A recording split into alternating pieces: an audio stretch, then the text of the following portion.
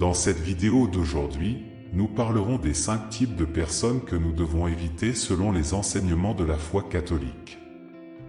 Parfois, nous ne réalisons pas l'impact majeur que les personnes autour de nous peuvent avoir sur nos vies. Avez-vous déjà pensé que certaines relations, au lieu de nous élever, pourraient nous entraîner vers le bas? Oui, c'est une réalité à laquelle nous devons tous faire face. Aujourd'hui, nous allons approfondir un domaine essentiel mais souvent négligé dans notre parcours avec le Christ. Je vais aborder les types de personnes que Dieu nous avertit d'éviter. De plus, nous allons prier ensemble, invoquant le puissant nom de Jésus. Alors, regardez jusqu'au bout et ouvrez votre cœur pour recevoir les bénédictions de cette prière. Certains d'entre vous pourraient se demander, ne devrions-nous pas aimer tout le monde? Est-il contraire aux Écritures d'éviter certaines personnes? Bien qu'il soit vrai que Jésus nous enseigne à aimer notre prochain comme nous-mêmes, la Bible nous guide également sur la manière de faire preuve de discernement dans nos relations. Nous recevons le don du discernement par le Saint-Esprit, et c'est un don que nous devons utiliser avec sagesse. Examinons Proverbe 13h20, qui nous dit « Celui qui fréquente les sages devient sage, mais celui qui se plaît avec les insensés s'en trouve mal. » Ce verset nous rappelle que nous devons faire attention à qui nous laissons influencer nos vies. Il est également important de noter qu'il ne s'agit pas d'une liste exhaustive, mais des 5 types de personnes mis en lumière dans le message d'aujourd'hui. Alors, approfondissons ce sujet et découvrons ce que Dieu a à nous dire. Chers amis, nous devons comprendre que les relations vont au-delà de simples liens sociaux ou interactions occasionnelles. Elles ont une influence profonde. Les relations peuvent être un pont vers la croissance spirituelle et une vie abondante, ou un tunnel menant à l'obscurité spirituelle et à une vie pleine de défis. À présent, examinons les types de personnes que Dieu souhaite que nous évitions pour notre bien-être spirituel et physique. Tout d'abord, le commère. Qui est le commère? C'est quelqu'un qui se nourrit de la propagation d'informations non vérifiées, causant souvent des malentendus et des conflits. Ces paroles peuvent être comme un incendie de forêt, se propageant rapidement et créant des divisions entre amis et famille. En résumé, le commère est celui qui sème la discorde là où il devrait y avoir de l'unité. Proverbe 16h28 nous met en garde, l'homme pervers suscite des querelles, et le calomniateur divise les amis les plus intimes. Il peut sembler que la commérage ne soit que des mots, mais la Bible compare la commérage à la propagation de la discorde, entraînant des divisions et des ruptures dans les relations, voire des conflits graves. Rappelez-vous que la langue est une arme puissante qui peut détruire des communautés. Elle a le pouvoir de construire ou de détruire, de guérir ou d'infliger de la douleur, et ce sont souvent les chuchotements subtils et les rumeurs non vérifiées qui causent les ruptures les plus profondes et les dommages durables. Avez-vous déjà pensé que quelque chose d'aussi insignifiant que le commérage pourrait avoir des conséquences si dévastatrices? Cela ne doit pas être pris à la légère. Lorsque nous participons à la commérage, ou même l'entendons, nous faisons exactement ce que l'ennemi souhaite, semer la confusion et la discorde. Allons plus loin, non seulement le commérage crée de la discorde, mais il divise également les amis proches, comme nous le prévient la Bible. C'est significatif, le commérage peut rompre des liens profonds construits au fil des ans, voire des décennies. Pourquoi Dieu voudrait-il que nous participions à quelque chose qui brise les relations qu'il souhaite voir prospérer? La réponse est simple, il ne le veut pas. Notre Seigneur est un Dieu d'unité et d'amour profond. Si nous participons à la propagation de la commérage, nous allons à l'encontre de sa volonté, de son plan pour son peuple. Alors, que devons-nous faire?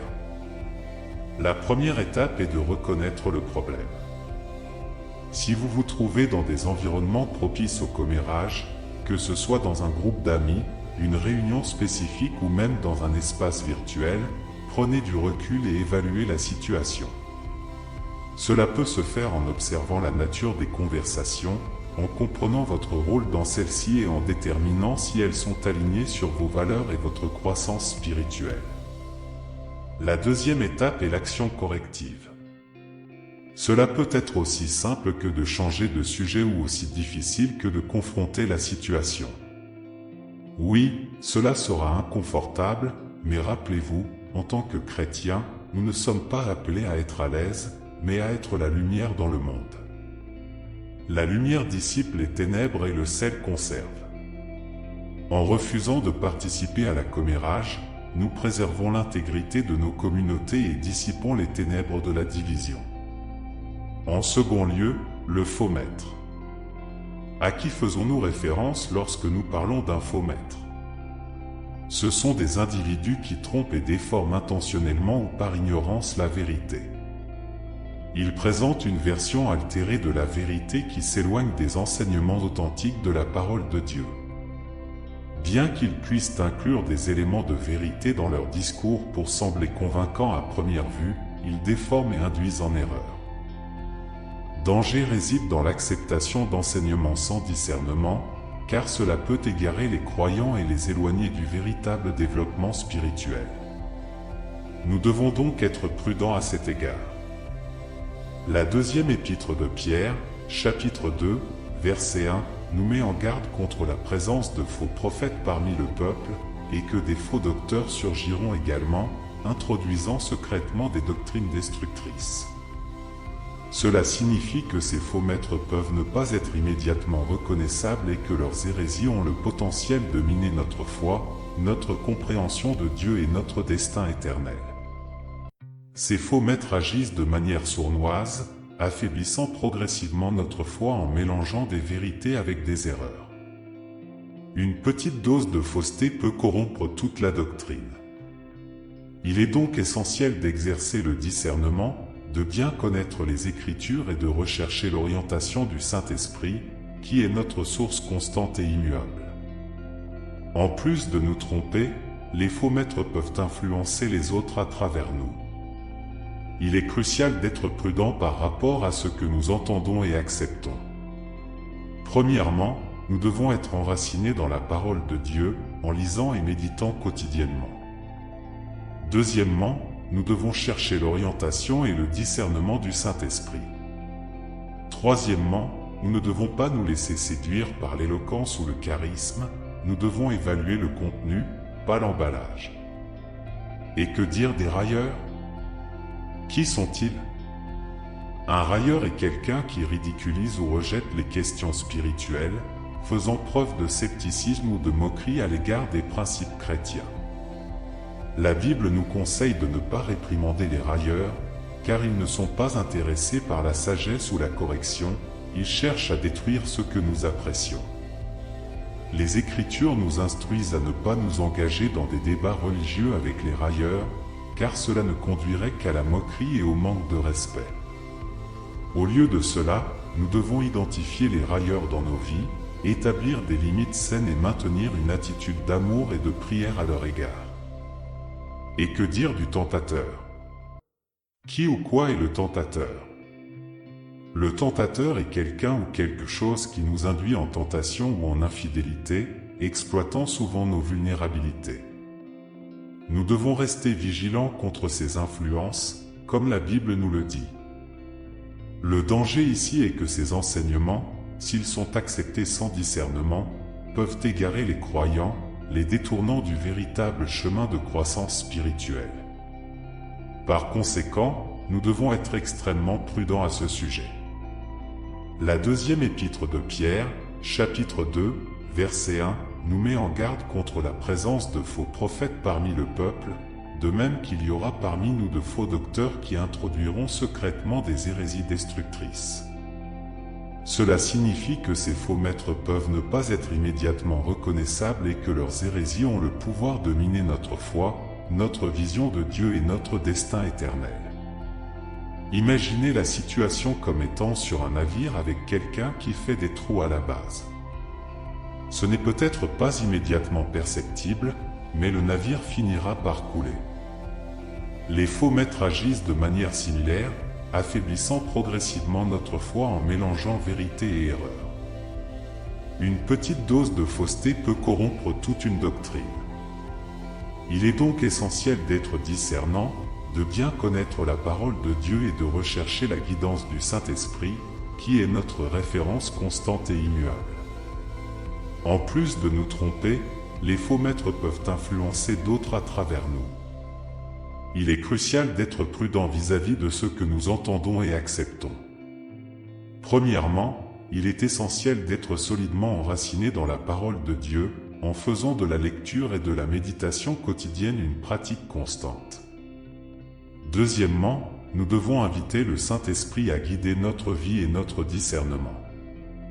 Troisièmement, nous ne devons pas être séduits par l'éloquence ou le charisme, nous devons évaluer le contenu, pas l'emballage. Et quant au railleur? Un railleur est quelqu'un qui ridiculise ou rejette les questions spirituelles, les abordant souvent avec scepticisme, doute ou moquerie. Proverbe 9h08 nous conseille de ne pas reprendre le railleur, car il pourrait te haïr. Un railleur n'est pas intéressé par la sagesse ou la correction, son but est de détruire ce que vous appréciez. La Bible nous conseille de ne pas nous engager dans des débats religieux avec les railleurs, car ce ne serait pas un débat juste, mais plutôt un monologue de moquerie, avec vous comme cible. Cela ne signifie pas que nous devons haïr ou souhaiter du mal aux railleurs, au contraire, nous devons prier pour eux, car ils ont désespérément besoin de sagesse et de Dieu. Cependant, nous n'avons pas besoin de les rendre confidentiels intimes ni d'exposer nos vulnérabilités à eux. Et en ce qui concerne le tentateur est quelqu'un ou quelque chose qui nous induit au péché ou à l'infidélité, exploitant souvent nos vulnérabilités. Nous devons rester vigilants contre de telles influences, comme la Bible nous le conseille. Le tentateur peut prendre de nombreuses formes, étant souvent séduisant et attrayant, ce qui le rend encore plus dangereux. Il peut s'agir d'une personne proche ou d'une situation qui nous éloigne de nos engagements envers Dieu. Il est important de reconnaître les personnes ou les situations qui nous encouragent à compromettre nos valeurs spirituelles et d'établir des limites saines, tout en maintenant toujours notre relation avec Dieu comme priorité absolue. Notre vie spirituelle est précieuse, et nous devons être prudents avec qui nous permettons de marcher à nos côtés. Bien que nous soyons appelés à être la lumière dans le monde, nous sommes également appelés à protéger cette lumière de s'éteindre. Prions ensemble, cher Père Céleste, nous louons ton nom puissant et honorable. Tu es l'alpha et l'oméga, le commencement et la fin, et nul autre ne te ressemble. Seigneur, je viens humblement devant toi, cherchant le pardon pour mes péchés et pour les moments où j'ai manqué de respect envers tes lois justes. Au nom de Jésus, je déclare la liberté de toute relation ou association qui m'éloigne de ta présence. Je rejette tout esprit de commérage, mensonge, moquerie, tentation et égoïsme qui cherche à détourner ma marche avec toi. Seigneur, que ton Saint-Esprit me donne sagesse et discernement, me guidant dans le choix de relations qui t'honorent et promeuvent ton royaume. Père, accorde-moi la sagesse de savoir quand m'approcher et quand établir des limites. Seigneur, je demande la guérison dans ma vie et dans celle de mes proches. Je te demande de guérir nos blessures visibles et invisibles et de restaurer les relations qui pourraient avoir été brisées ou endommagées. Protège-nous de tes puissantes ailes, nous préservant de tout mal et des pièges de l'ennemi. Seigneur, je prie pour que tu nous bénisses abondamment dans tous les domaines de nos vies. Aide-nous à être un témoignage de ton amour infini, de ta grâce et de ta bonté, ô tendre Seigneur. Alors que je fais cette prière avec tous ceux qui écoutent, je te remercie pour tous les cœurs qui s'ouvrent à toi en ce moment. Je suis d'accord avec chaque âme qui cherche ton visage et je demande que nos cœurs soient alignés sur ta volonté. Seigneur, nous remettons nos relations, nos choix et tous les domaines de nos vies entre tes mains capables. Guide-nous, façonne-nous et utilise-nous pour ta gloire. Merci, Seigneur, d'entendre et de répondre à ma prière. Au nom de Jésus, je prie. Amen. Si ce message a apporté plus de lumière à votre journée, tapez « Amen » ci-dessous et abonnez-vous à cette chaîne pour recevoir des bénédictions quotidiennes. Je déclare que toutes les bénédictions de cette prière sont sur vous, au nom de Jésus. Que la grâce et la paix de notre Seigneur Jésus-Christ soient avec vous où que vous soyez.